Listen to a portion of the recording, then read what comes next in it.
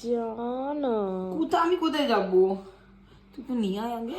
ই বাবা, আরে এরকম করে তুই আমাকে বাটিতে করে দিয়ে আমি মেখে দিচ্ছি। তুই তো রান্নাঘরে যেতে হবে, তুই তো তড়কাও করবি। এখন দেখছি গুরু কেদ্রটা পুতো মা পুতো পুতো। এই জন্য কারো কারো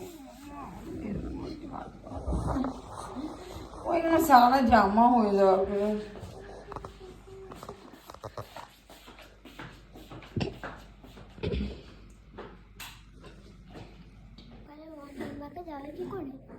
কেন?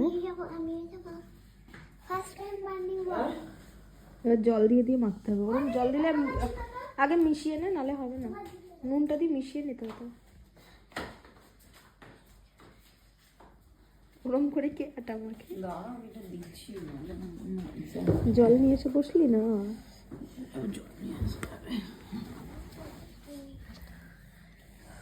আমি আটা কখন মাখতাম বলতো? কখন?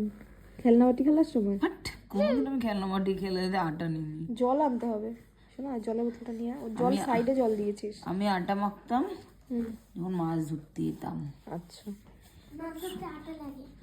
আর কার লুকিয়ে রাখতাম আটা এনে এনে 5 টাকা 6 টাকা। খোল, ঢাকনাটা খোল। দেবো? তুই আমায় দে।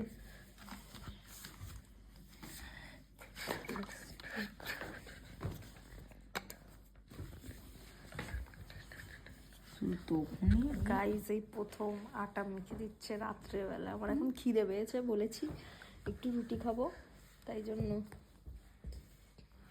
তাও টাইম হচ্ছে এখন। এই যে আমার ভাতও খাওয়া হয়ে গেছে। কত বছর পর আটা মাখলাম জানেন গাইজ, আটা মেখেছে ফাইনালি। ফাইনালি বেশি জল দিয়েছি মামা। বেশি না, ঠিকই পরিমাণ মতো হাত দিছি না। এখন দিদি অনেক কষ্টের পর আটা মাখছে। আর কালকে সকালে উঠে যাবো হাঁটতে। জানি না কখন উঠবো, বেলা 12টার সময় গিয়ে হাঁটতে যাবো। এটা হবে না মামা। শোনা, একটু আটার কৌটোটা নিয়ে আসো। তুই, আমি বললাম প্রথমে অনেকটা কাদা কাদা ছিল, তুই পরের জলটা বেফাল দিয়ে দিলি।